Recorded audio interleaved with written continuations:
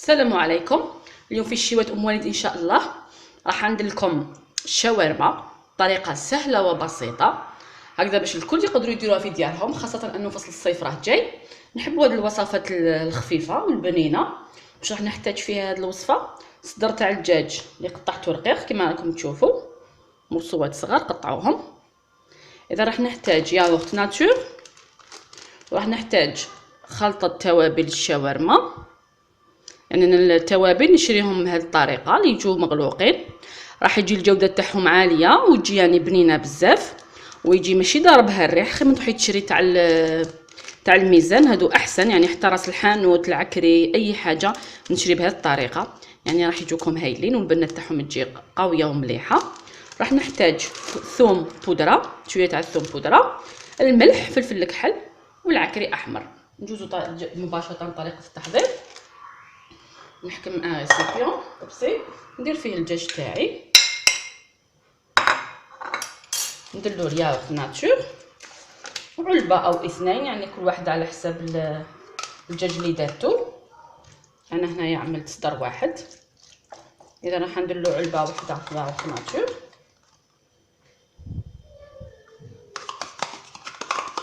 كما رانا نشوفوا الان ندوزو للتوابل. راح نديرلو فلفل اسود،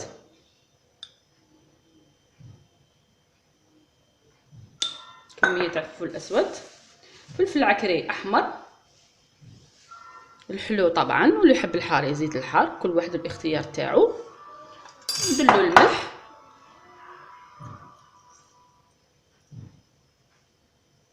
كما نشوفوا كميه تاع الثوم بودره، هذا اختياري، اللي ما عندهاش تقدر ما ديروش، لكن راح يعطي طعم هايل للشاورما تاعنا، احسن من اللي نديروها ني وتخفجوه. اللي ما عندهاش ما ديروش. وتوابل الشاورما الخاصه بالشاورما بهذه الطريقه. اذا نخلط المقادير مليح. هذا الدجاج تاعنا باش يتبل لنا مليح في هذيك التتبيله الخليط تاعنا.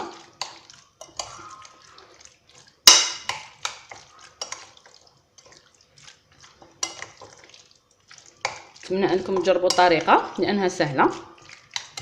الان نحكم علبه تاع بلاستيك، ندير الخليط في العلبه. اذا ونديرو في الثلاجه على الاقل 4 سوايع. يعني هنا تقدري ديري تجهيز مسبق، ديري في الثلاجه تاعك وتخليه حتى العشيه، مثلا الصباح تخدميه والعشيه تتناوليه مع الافراد العائله تاعك. اذا راح نديرو في الثلاجه ونجوزو مباشره كيفاش نخدموا الخبز تاع الشاورما. اذا الان راح نبداو مباشره في طريقه الخبز الشاورما. واش راح نحتاج في خبز الشاورما؟ راح نحتاج حوالي 250 غرام تاع فرينه. هذه الكميه راح دير لي 4 خبزات تاع الشاورما، لانه انا حندير كميه قليله، لكن نتوما كل وحده تضاعف. يعني العائله تاعكم كبيره ضاعفوا الكميه، ديروا 500 غرام فرينه. مغرف صغيره تاع خميره الخبز، مغرف كبيره تاع السكر، مغرف كبيره تاع الزيت، الملح، ونلموها بالماء. نبدا مباشره 250 غرام تاع الفرينه، مغرف صغيره تاع خميره الخبز، مغرف كبيره تاع السكر. اذا نخلط لنا هاد الجافه مع بعض.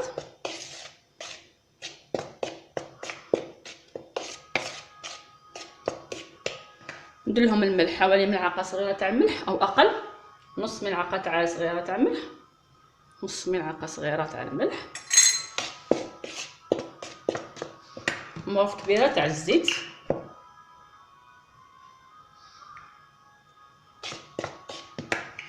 ونلمها بالماء عادي او دفيه شويه احسن.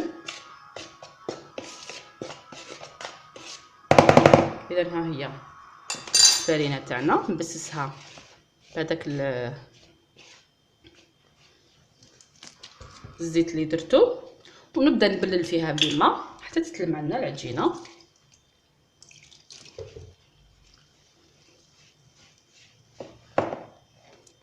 العجينه نديروها شويه متلوقه باش الخبز تاعنا يجينا هشيش ويجينا بنين بهذه الطريقه.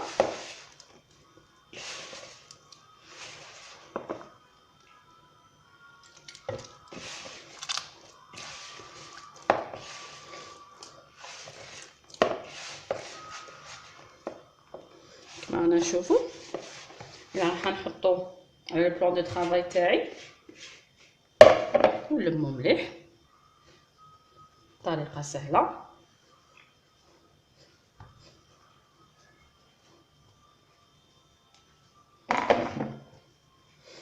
اذا ندلكها شويه حتى تولي العجينه تاعنا رطبه. ندير شويه ماء لهنايا. كما قلت لكم لازم تخلوا العجينه تاعنا طريه ما تكونش يابسه.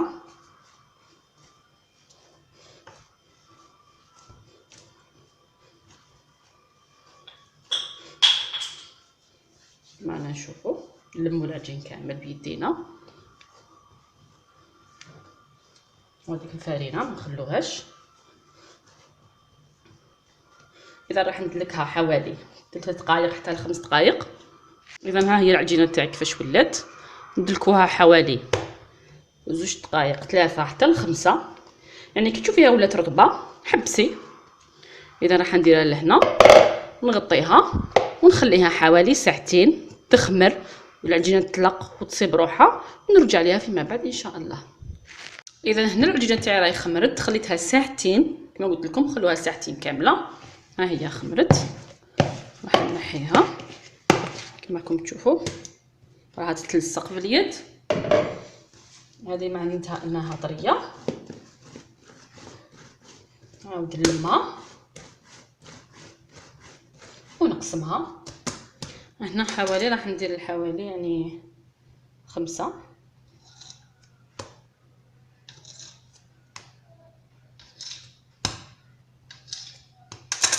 بهذه الطريقه ندير 5 خبز. ها هما 5. حنستعمل الفرينه باش تجينا الخدمه سهله. اذا هذه قويه نقص منها شويه نزيد فيها هذه. اذا حتى نسقمهم يولوا كامل الملح ونسقمهم دوائر بهذه الطريقه. معنا نشوفوا بهذه الطريقه.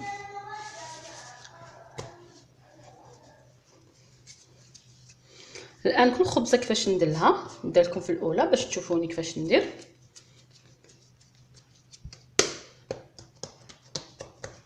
نفتحها بوسط الحلال والفرينه دائما. ما نستغناوش عليها في الخدمه تاعنا لانها راح تسهل علينا الخدمه بزاف. ونحلها على شكل دوائر. نحلها على شكل دوائر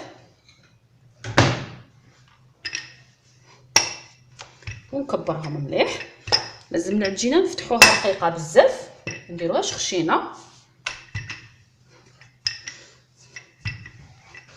الا جاتكم الحل صعيب خلوا العجينه تاعكم ترتاح شويه من بعد حلوها باش تجينا الخدمه سهله. اذا انا حنكمل العمليه كامل نفتح كامل الخبزات ونعاود نرجع لكم فيما بعد ان شاء الله. يعني سيو كيفاش ديروهم على شكل دوائر ويكونوا رقاق بزاف.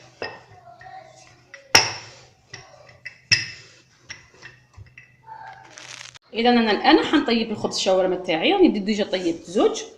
نوريكم الطريقه. يعني من بعد ما تحلوا الخبزه تاعكم كامل خليهم يريحوا حوالي 10 دقائق وبداو طيبوا. المقله تكون سخونه مليح. النار زايده شويه كما رانا نشوفوا. تبعوا مليح الطريقه كيفاش الطهي تاعها باش تنجحوا فيها.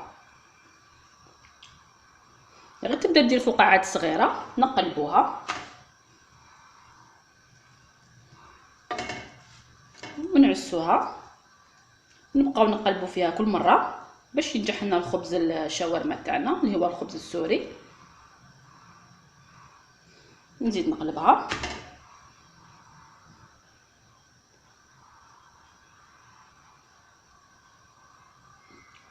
صبروا عليها ما تقلقوش تبدا تتنفخ لنا الخبزه تاعنا.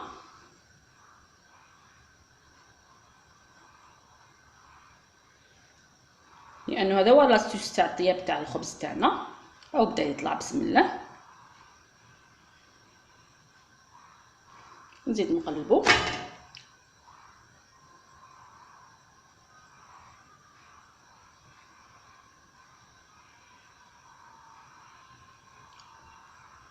كما قلت لكم النار شويه قويه، ما تكونش قليله بزاف. ها بدا يتنفخ الخبز تاعنا. بسم الله. طريقه سهله وبسيطه، ان شاء الله تجربوها وتنجحوا فيها.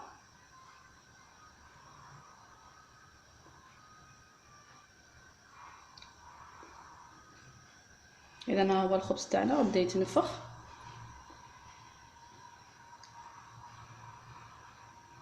كما نشوفوا نقلبوا. هذيك النفس هي اللي حتخلينا الخبز من الداخل تاعنا فارغ ويجي خفيف، وهذا الخبز ما يتحمرش بزاف في الطياب، يبقى ابيض. ها هو. الان حنحي الخبزه تاعي، نديرها مباشره في كيس بلاستيكي.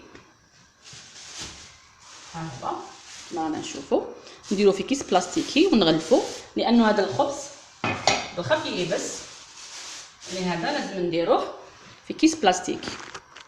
اذا انا هنا راح نطيب الشاورما تاعي. ندير شويه تاع الزيت في مقله او طنجره، ونحط الدجاج تاعي اللي كان في الفريجيدير لمده 4 سوايع. ها هو كرا قد مليح. اذا نحطو في المقله تاعي يطيب.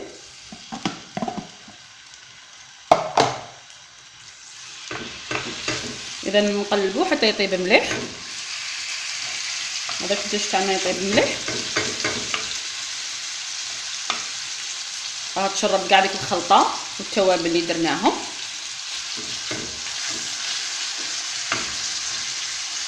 اذا هنا راه طاب الدجاج تاعي. واش راح ندير له؟ كنت حبه تاع طوماطيش قطعتها اوندي، نزيدها للدجاج تاعي، نزيد له حوالي 2 دقائق ونطفي عليه. اذا الان راح نبدا في تشكيل الساندويتش تاع الشاورما تاعي. انا حندير الخس، الشاورما تاعي اللي طابت، وقليت شويه تاع الفريت. هنا يعني واش حبيتو ديروا، راح ندير شويه تاع لا مايونيز. هنا كل واحد واش يدير في الساندويتش تاعو.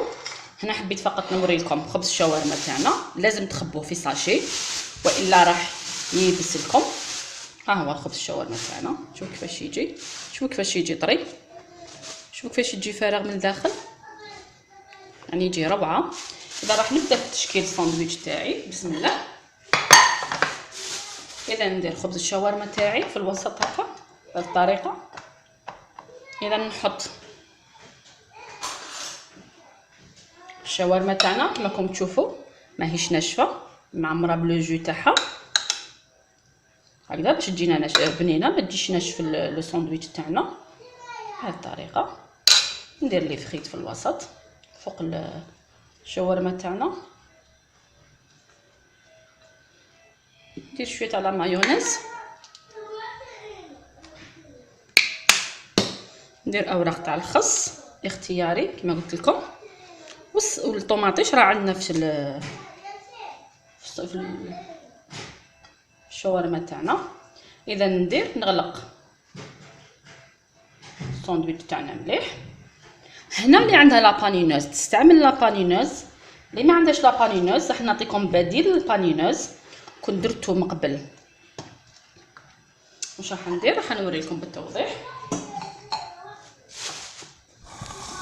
انا عندي المقله هذه تاع الشوا، اللي ما عندوش يقدر يستعمل طاجين تاع الحديد. اذا نحط الساندويتش تاعي بهذه الطريقه، نحط غطيوه عليها. اذا ونبريسي الساندويتش تاعي بهذه الطريقه كما راكم تشوفوا. ان شاء الله تعجبكم الفكره. الان راح نقلب الساندويتش تاعي، نحي المهرز، هذا مهرز غلفته فقط، والغطيوه تاعي، ونقلب الساندويتش تاعي. ها هو شوفوا كيفاش تبريسا، طريقه روعه يعني وبديله للبانينوز. واللي عندها بانينوز تستعمل عادي لا بانينوز تاعها. اذا انا راح نكمل الساندويتش تاعي، نكمل نبريسي ونعاود نرجع لكم فيما بعد ان شاء الله. اذا ها هو الساندويتش الشاورما تاعي راه واجد بعد ما بريسيتو. ها هو راح نقسم لكم واحده على 2 باش تشوفوا كيفاش جا روعه. يعني ما شاء الله. نتمنى انكم تجربوه لولادكم، خاصه رانا في مرحله امتحانات. اذا ها هو الساندويتش شاورما تاعنا، والريحه ما شاء الله، يعني ديما نحكي لكم. اذا ها هو ساندويتش الشاورما تاعنا. ان شاء الله يكون عجبكم الطريقه وعجبتكم الكيفيه، لازم تجربوها لانها بزاف بنينه، نفرحوا بها ولادنا مع انهم راهم في الامتحانات، يجوا للدار يسيبوكم يعني وجدت لهم ساندويتش، احلى ساندويتش. ولا عجبتكم الكيفيه ما عليكم غير ديروا لي جيم لا فيديو وتشاركوا في القناه حتى يصلكم الجديد، والى الملتقى ان شاء الله.